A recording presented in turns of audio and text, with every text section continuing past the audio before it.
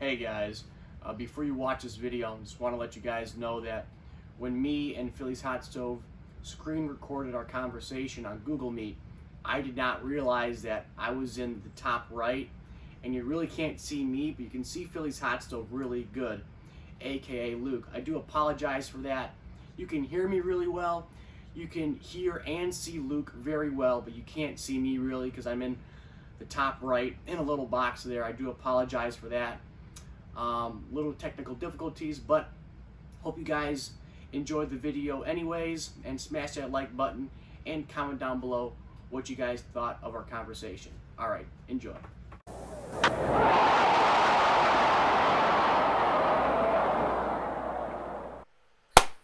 What is up, you guys? Welcome back to my YouTube channel. I am MLB Chatterbox, aka Christian Corey. You see the title and the thumbnail in today's video, and you see our guest. You might know him. His name's Luke.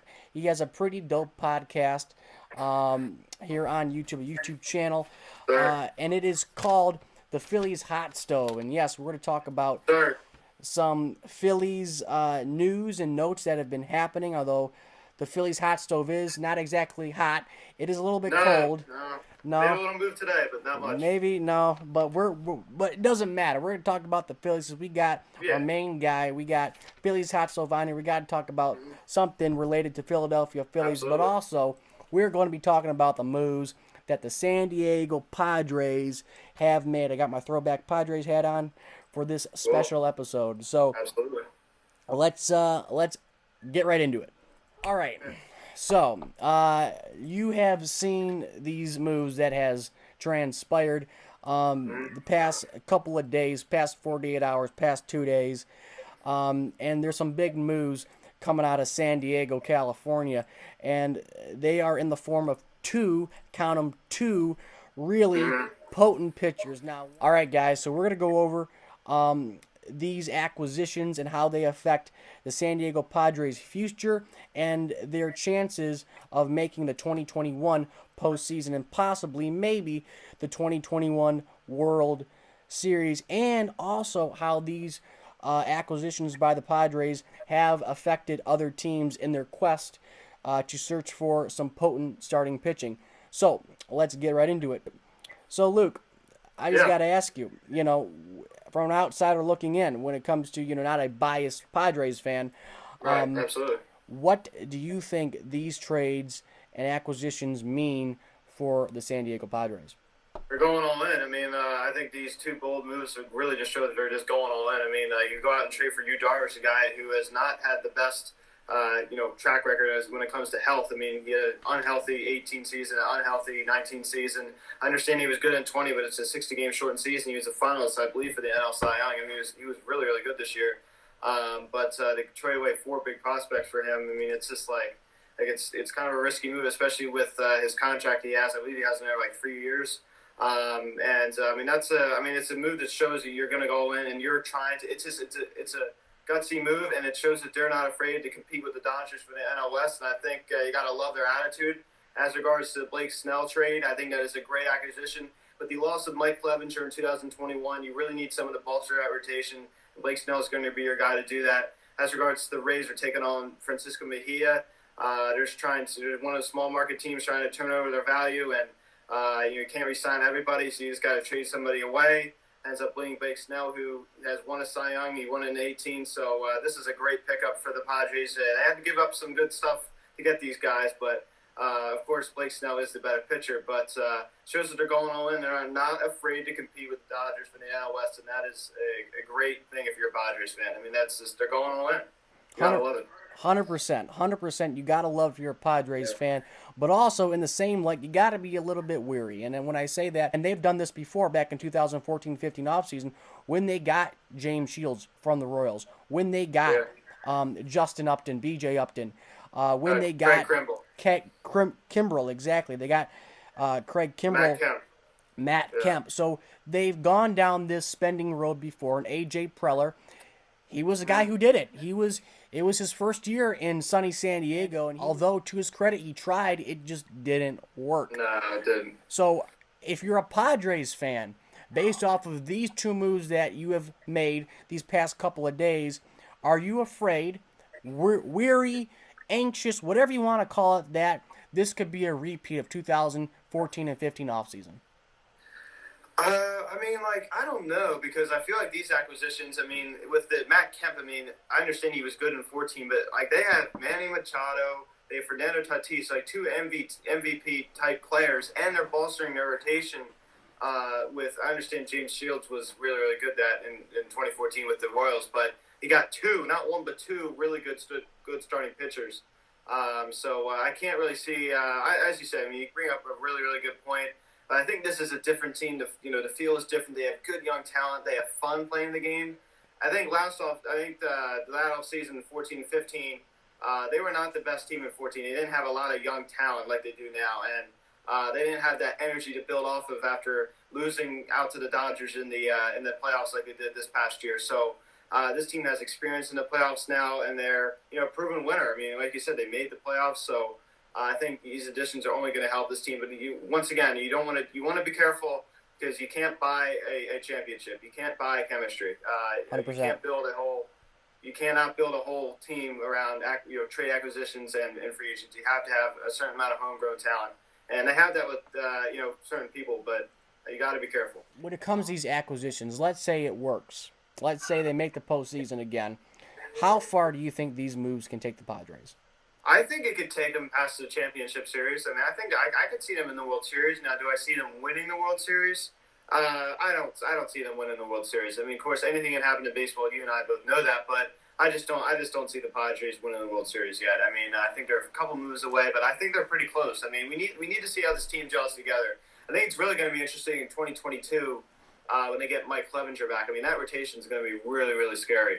I mean, they're really going to be up there with the Dodgers. Of course, the Dodgers are going to get David Price back next year. So, Clayton Kershaw, Walker Buehler, Price in that rotation, and it's really going to be a big battle in the NL West between the Padres and the Dodgers. But to answer your question once again, I just don't see the Padres. I just don't think they're a World Series team just yet. I do see that. I could see them making it past the championship series in the World Series, but. Anything can happen. I just don't think they're a World Series winner just yet. These moves that they've made when it comes to starting pitching. Now, I've said this in my video when I talked about the Blake Snell acquisition, the first big acquisition made by the Padres this offseason. And I said, and I still believe this, that these moves could impact another team more than the Padres themselves. And what I mean by that is a team such as the Mets and the Yankees. When it comes to the availability of starting pitchers, these two acquisitions by the Padres, I think, hurt the Yankees and the Mets a lot more because, again, I said this in my video. I said that now you got Morton off the board. He went to Atlanta. You got Snell off the board. He went to San Diego. You got Yu Darvish off the board. He went to San Diego. Basically, the only guy who's out there is Trevor Bauer, the Cy Young Award winner. Yeah. He needs to be asking a lot of money because this market, let's face it, is the weakest starting pitching market I have ever seen. And when you're the Yankees, you screwed yourselves. What are the Yankees going to do? That's the number one question everybody has to ask. Yeah. What are the Yankees going to do if they don't get Bauer? And the thing is, before you respond, I think personally that the Yankees and the Mets are going to go out in a full-out bidding war between Trevor Bauer. Yankees got money, Mets got money. Who wants Bauer more? And that's going to be the team who gives them the most money. Because if you're, Absolutely. Bauer's agent, Luba, she's going to sit back and she's going to be like, all right, I'm going to let these two New York franchises battle it out and bid it out for my boy to get him the biggest paycheck of his life. Right. And someone's going to lose. Yeah. And it's going to be a New York team. So who do you think's going to lose? And who do you think's going to win? I think I see Trevor Bauer more as a Met, honestly. And I think there's a tremendous amount of pressure on the Mets and Steve Cohen. The James McCann signing was decent, but I think it wasn't like the JT Mucho stealing him from a division rival, like a heartbreaker, right? I mean, it wasn't a massive move. You come in, you want to assert yourself as a great new owner. Stealing him from a potential suitor like the New York Yankees would just be huge. The Yankees are always the top dog in New York when it comes to professional baseball. And for the Mets to steal him from the Yankees, that would just that would just feel so good for them. And once again, the fan pressure does play a factor. You talk about fan pressure, you see what the Phillies do with Remuto, but we'll get to that a little bit later. But I just see Trevor Bauer more as a Met than a Yankee. I just think, once again, you talk about the fan pressure, and Cullen wants to assert himself. First year as the Mets owner. I mean, he wants to go out and make a big splash. And the Jason Gant signing was nice, but I wouldn't consider that a massive splash. No, This is not JT Remuto. This is not JT Remuto. So, I think I just see. I honestly, I just see the Mets going for it. I mean, once again, the Yankees went out last offseason, signed Garrett Cole. I mean, that was a huge acquisition for them, and I predicted Garrett Cole. He just seemed like a Yankee to me. The Yankees, they're not really the Yankees anymore. Before I went on air here, I was talking to you about ever since George Steinbrenner died, that team has not been the same. And nope. Steve Cohen has money to spend, and he wants to spend it, and he's not spent it yet. He is not, and that's very interesting. That's very interesting fact. Again, Springer's out there. The Mets are in a worse position when it comes to their needs, but they're in a better position when it comes to their financial flexibilities. Again, the Yankees have money. We all know that. But again, the Yankees are more pressures on the Yankees. And the Yankees only need a starting pitching. I mean, they got all the position players in the world. I mean, you can bring up, Joe Schmo from single A and let a home run. I mean, if your prediction is right and Bauer goes to the Mets, what in the heck are the Yankees going to do with starting pitching? Joe Musgrove, maybe? I mean, who? That sounds like a Toledo Mud Hen to me. I mean, this is the worst position the Yankees could be in, and they got themselves into this position. Exactly. They did not move. They have their own. Anytime you have your team name on the stadium, I think you're doing fine. Again, you cannot rely on Garrett Cole to get you to a World Series. He's one guy. Yeah. He pitches one game. He pitches once, maybe twice a series. Something crazy like that. What was that? Like, what does he get paid? $30 million a year? Is that his AAV? Probably. I don't even know. Every 5 days he pitches. Every 5 days. I mean, again, I don't blame him for getting money. Seriously, this is a big concern. If you don't get Bauer, what are you going to do? That's a tough question to answer. So weak. As you said, the pitching is just so weak this offseason. Not only on the free agent market, just in general. Okay, so let me ask you this. With Dave Dombrowski at the helm, what is your realistic expectation of the Phillies winning a World Series? And is Joe Girardi at the helm? I see it in the next 3 to 4 years. We still need to stack this good bullpen. It's going to take at least 1 to 2 years. We need an everyday center fielder. It's going to develop. It's going to be interesting to see how the development of Adam Hazley goes. We cannot be wasting Bryce Harper's prime years. We need to see how Rhys Hoskins turns out. The potential signing of JT Remuto will be crucial, but I think the most crucial thing of all will be the bullpen and the starting rotation. I think we do need to go out and get another starter. I think that rotation is very, very good. The Aaron Nola September collapses do scare me, though. Zach Wheeler has asserted himself in this rotation as a very, very good, reliable starting pitcher. Once again, the bullpen needs to be solved. The bullpen issues need to be solved. I mean, we just need to go out and get a bullpen because we don't have one. Alec Boehm's development is going to be crucial because that is like Anthony Rendon Jr. over at third base. So I see it in the next 3 to 4 years. As regards to Joe Girardi, I love Joe Girardi. I can't name anybody in 2020 that believes that the 2020 woes were his fault. He manages a bullpen better than anybody. He knows how to win in a big market. Now that he makes some mistakes in 2020, of course he did. He's the manager. Everybody makes mistakes. This is not a Gabe Kapler, who I couldn't stand. Who made bad decisions like multiple times a game. Like, this is not Gabe Kapler. All I'm saying is that everybody makes mistakes, but I mean, Joe Girardi is a great manager. He won a World Series in 2009 with the Yankees. He knows how to manage once again in a big market. I totally see him at the helm. I mean, the players love playing for him. He's just an all-around good guy and a good manager, and I support him 100%. And I do think that he will lead us to a World Series championship in the next 3 to 4 years. What are your thoughts? I want to hear your thoughts on Joe Girardi. Do you agree with my timeline?